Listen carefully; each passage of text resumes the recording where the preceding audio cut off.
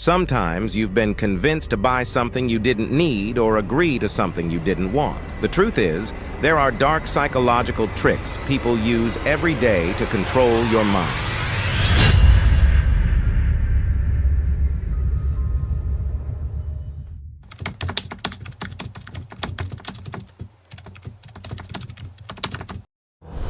Trick number 1, the breath control. Having a heated argument? Ask the other person if they are okay, because they're breathing really hard. They will stop arguing and try to pay attention to their breathing, resulting in the end of that discussion. And if they try to start arguing again, just casually mention their breathing is back to normal. It'll throw them off and give you a chance to cool them down.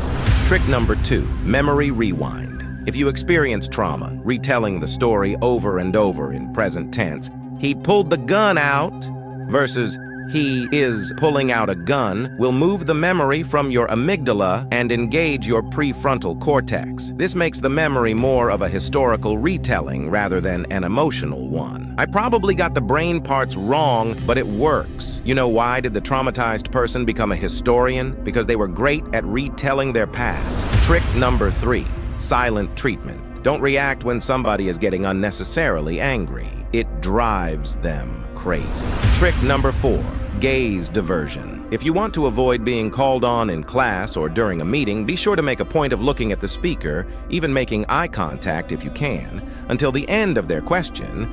Then look at someone else in the room to divert the speaker's attention to them. If it doesn't work, maybe you should consider a more permanent solution. Trick number 5, encouraging gaze. When someone shy is speaking, look at them, make eye contact, and nod. It encourages them to continue talking. Perfect for when you're trying to impress your crush. Just don't stare too long or they might think you're planning their kidnapping. Trick number 6, gratitude manipulation. Thanking someone for a trait you want them to display, so instead of saying, "Sorry to keep you waiting," say, "Thank you for being patient," will make them more likely to act in accordance with your words. By thanking them for a quality you value, you're essentially giving them a positive suggestion. People are more likely to comply with requests that are framed as compliments. Trick number 7, nodding persuasion. Nodding your head up and down slightly when you want someone to agree with what you are saying. Perfect for gaslighting someone or just to get your roommate to do the dishes. Trick number 8, we-centered world. Change the perspective from I to we, and people will automatically align themselves with you. Remember when Voldemort said, "We are not amused"? Turns out he was just trying to manipulate Harry into joining his Death Eaters. Trick number 9, silent persuasion.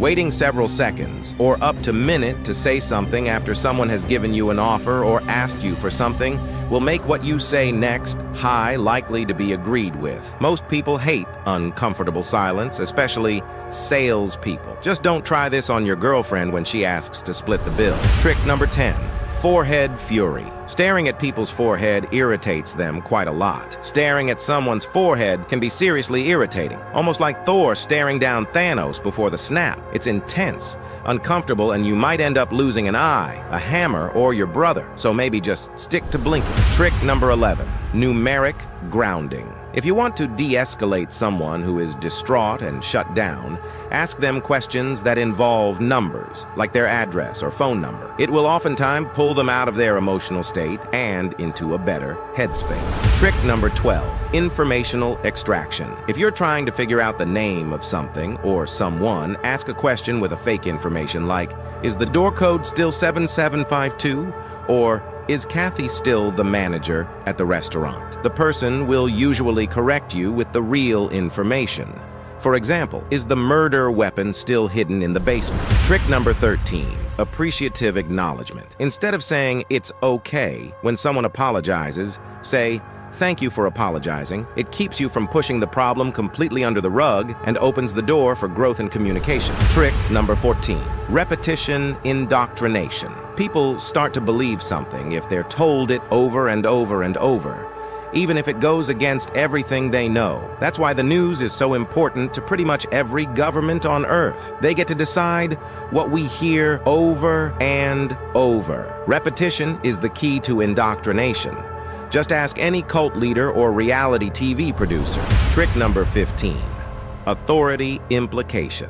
If you want someone who doesn't normally take your ideas into account to take them more seriously instead of claiming the ideas as your own, say that successful people or companies like Bill Gates or Tesla use them, and explain to the person how they can apply the same ideas to their present situation.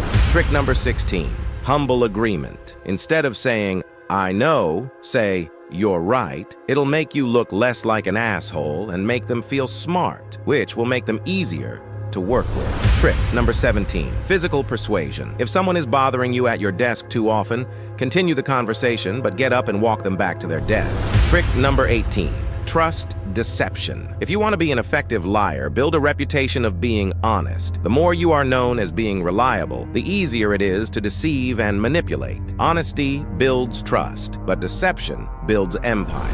Trick number 19, favor inflation. If you make a favor seem bigger than it is before asking it, the person on the receiving end is much more likely to help. "Could you hide this body for me?" Suddenly, folding laundry seems like a breeze. Trick number 20, behind the back betrayal. Talk good behind people's back. It'll get to them, trust me. It'll get to everybody. Trick number 21, silent intimidation. When someone's being rude to you, stay completely silent and stare at them. It'll make them feel incredibly uncomfortable, and they'll usually act civilly after a few moments. Trick number 22, sonic shield. Wear noise-canceling headphones if you don't want people to talk to you, even if you're not listening to music. I personally wear noise-canceling headphones because sometimes the world's soundtrack is just too annoying. Trick number 23, favor cultivation. If you want someone to like you, ask them to do small favors for you and be very appreciative when they comply. Bonus points if it involves disposing of a body. Trick number 24, linguistic manipulation. The wording of the questions often influences the answers. For example, to the question, "How fast were the cars going when they crashed?" people give, on average, an estimated speed that is faster than when the question is formulated as, "How fast were the cars going when they collided?" Words are powerful weapons. That's why lawyers make so much money and why politicians are so good at starting wars. Trick number 25, silent extraction. Silence. If you want to know something, ask the question, then wait. People want to fill the silence and will talk and talk. Trick number 26, ego boost diversion. If someone asks you a particularly hard question, say, "What a good question." It'll make the person feel so pleased with themselves that they'll be less critical of the answer and may not even fully pay attention to it at all. Trick number 27, strategic exit. If you bump into someone you know in public and don't want to spend time sharing awkward small talk, tell them exactly where you're going and why, and then ask them the same thing. Once they answer, you can say, "Well, I won't keep you longer then. Have a good day." Trick number 28, inviting inquiry. Instead of asking, "Do you have any questions?" ask, "What questions do you have?" People will be more likely to speak up. Trick number 29, emotional shield. Instead of verbally attacking someone for doing something, say how you feel. They can get angry and defensive if they feel attacked, but they can't get mad at you for how you feel. Trick number 30, unusual anchor. If you need to remember something, think about it while doing something noticeably unusual, like moving something in your room out of place. When you notice it later, you'll be reminded of the thought. I know, these tricks are super dark and manipulative, but seriously, don't watch my other video called 10 Dark Psychology Tricks for Power and Influence. It's so evil, I'm actually going to delete it soon. Bye!